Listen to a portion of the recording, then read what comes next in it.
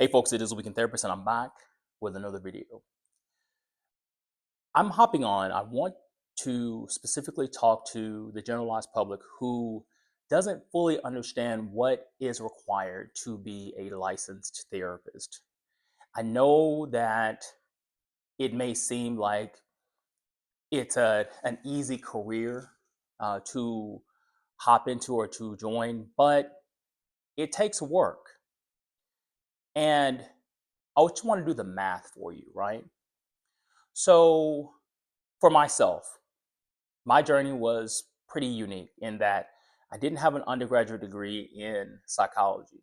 So I jumped right in at the grad level.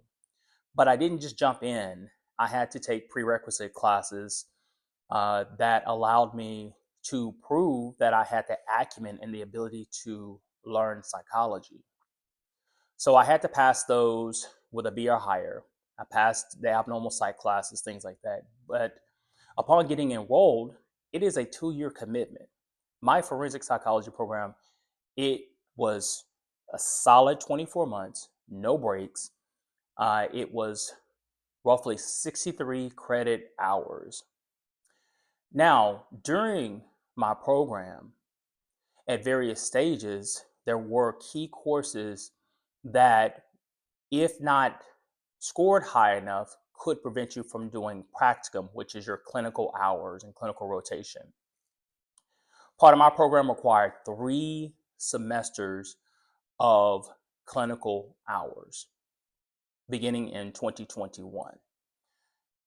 By the end of my 3rd semester, I had accumulated roughly 450 clinical hours.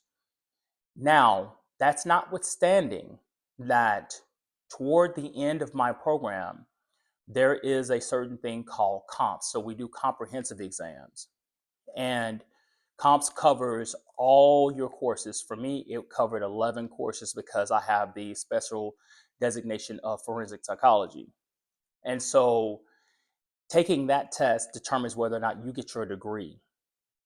So once I set for comps, then I felt pretty prepared to, although having not completed my degree, I still had a semester left. I felt pretty confident that I could take and pass the National Counselor exam, which I did. So after doing that, I still had to complete my degree, still had to wait for my degree to be conferred.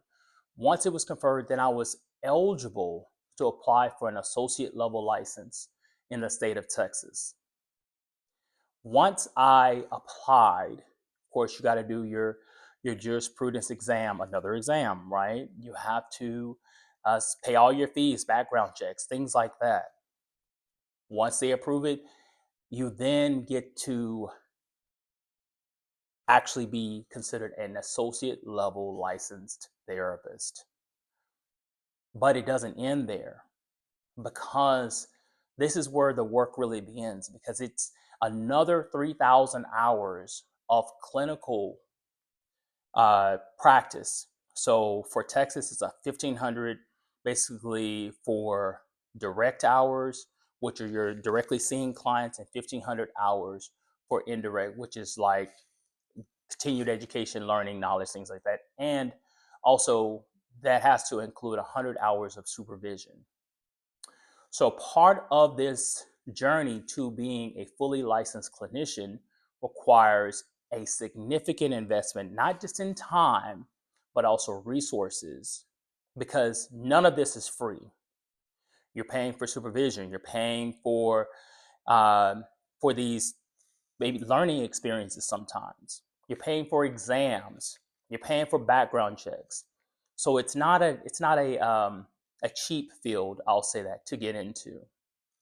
The other thing that I want to cover is I have gone on and now attained another state license. So applying for and getting fully licensed in the state of Illinois required yet another exam, which was yet another fee, on top of the fees that the state requires for me to even file that paperwork. So when it comes to barriers to entry, being a licensed clinician, I fully understand why some want to shortcut that and they want to take more alternate routes.